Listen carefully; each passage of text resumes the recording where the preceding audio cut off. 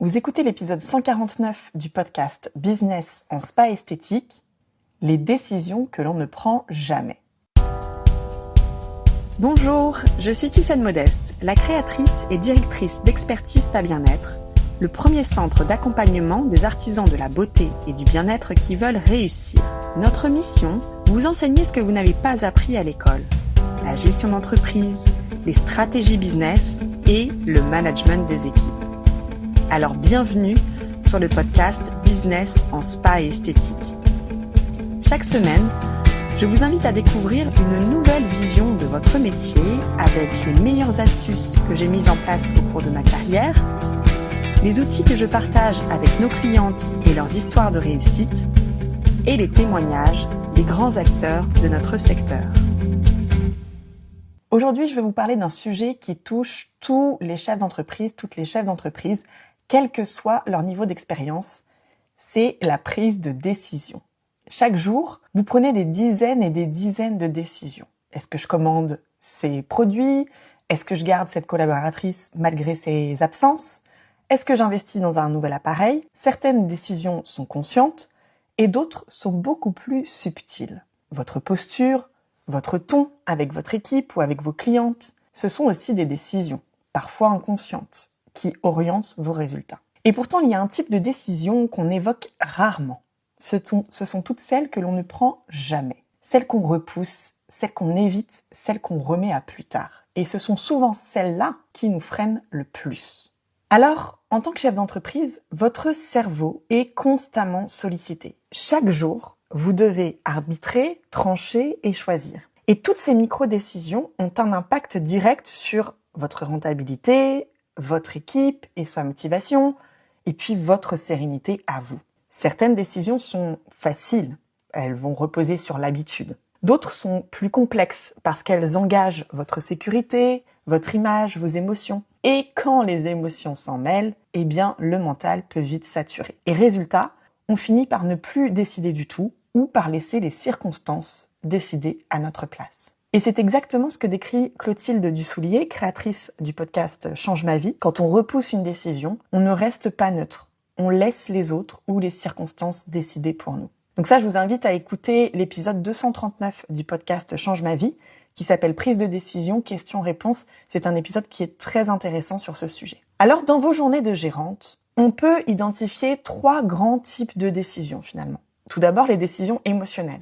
Ce sont celles qu'on prend sous le coup d'une émotion. Par exemple, vous venez de vivre un mois difficile, donc vous lancez une offre choc pour relancer votre chiffre d'affaires avec une méga promotion. Ou bien, vous avez envie d'une nouveauté, et donc vous allez commander une nouvelle gamme sans forcément calculer ni sa rentabilité, ni comment vous allez pouvoir vendre ces produits. Alors, ces décisions émotionnelles, elles ne sont pas mauvaises en soi, puisque d'ailleurs l'intuition peut être une véritable alliée dans sa prise de décision. Mais si l'émotion guide toutes vos décisions, eh bien là, il y a de fortes chances que vous subissiez plutôt que vous soyez le pilote. Ensuite, le deuxième type de décision que l'on prend, ce sont des décisions stratégiques. Alors celles-ci, ces décisions stratégiques, elles reposent vraiment avant tout sur des faits, des analyses, des chiffres, des projections. Ici, vous observez les tendances, les coûts, la marge, la saisonnalité, et vous décidez en conscience de tout ce qui se joue, de tous ces mécanismes. C'est ce type de décision qui transforme une esthéticienne en véritable chef d'entreprise. Et enfin, le troisième type de décision, ce sont ces fameuses décisions que l'on ne prend jamais.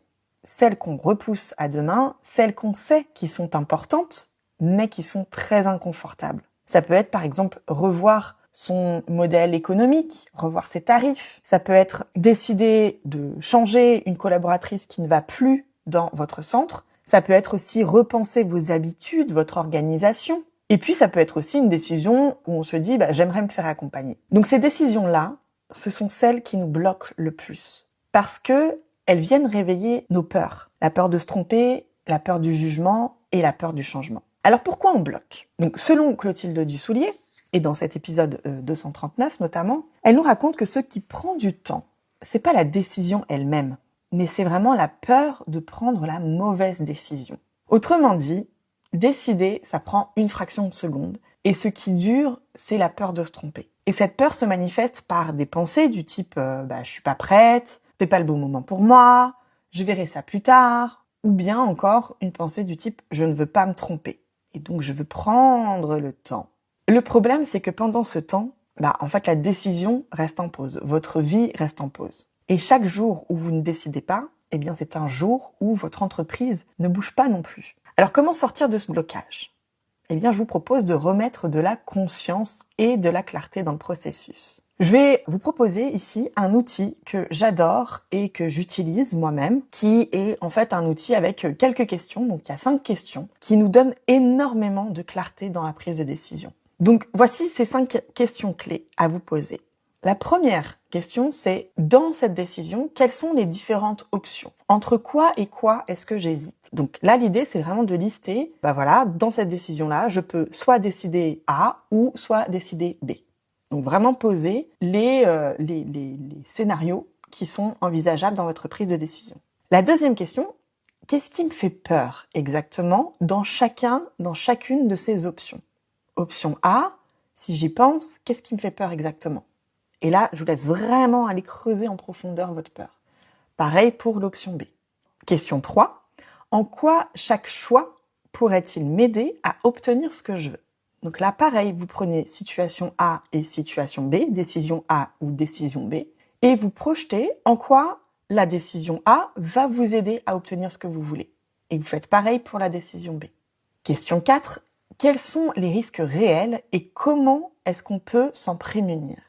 Donc là, l'idée, c'est vraiment de prendre votre peur par la main et d'aller explorer ces risques, d'aller vraiment creuser. Donc, si ce risque-là est réel, qu'est-ce qui va se passer ? Et ensuite, s'il se passe ce risque-là, quelles seraient les solutions pour moi ou de quelle façon je pourrais me protéger de ce risque-là ? Et enfin, question 5. S'il n'y avait ni bon ni mauvais choix, lequel aurais-je envie de choisir ? Puisqu'en fait, dans une prise de décision, comme on a peur de se tromper, on a un peu la pression de se dire si je me trompe, ça veut dire qu'en fait, j'ai pas vu que l'autre décision était la meilleure. En fait, il n'y a pas de vrai et il n'y a pas de faux dans l'absolu. Après, ça sera juste une expérimentation et une expérience. Donc, ces 5 questions, elles permettent vraiment de passer d'un mode de peur et confusion à un mode de lucidité et de responsabilité. Et ça, c'est un exercice qui est très très puissant. Je vais vous donner un exemple concret. Prenons une gérante avec qui on a eu un échange et qui nous dit j'aimerais rejoindre votre programme mais j'hésite. Est-ce que c'est le bon moment ? Est-ce que je vais y arriver ? Et puis est-ce que j'en suis capable ? Donc ce qu'on lui dit, c'est que d'abord il faut prendre le temps de répondre à ces questions parce qu'en fait nous on n'a pas la réponse à ces questions que vous vous posez. Mais quand vous vous posez ces questions, on va lui dire de ne pas le faire forcément avec cette émotion de peur, parce qu'à ce stade, ça reste juste entre le papier et le stylo, et en tout cas notre tête, mais vraiment essayer d'y répondre avec clarté. Qu'est-ce qui vous fait peur dans le fait, par exemple, de rejoindre un accompagnement ? Et qu'est-ce qui vous fait peur dans le fait de ne rien changer, c'est-à-dire ne pas vous faire accompagner ? En quoi chacune de ces options peut-elle vous aider à avancer ? Et si vous saviez, par exemple, que vous n'alliez pas vous tromper dans votre décision, que quoi qu'il arrive, votre décision, c'est la bonne, imaginons, qu'est-ce que vous décideriez ?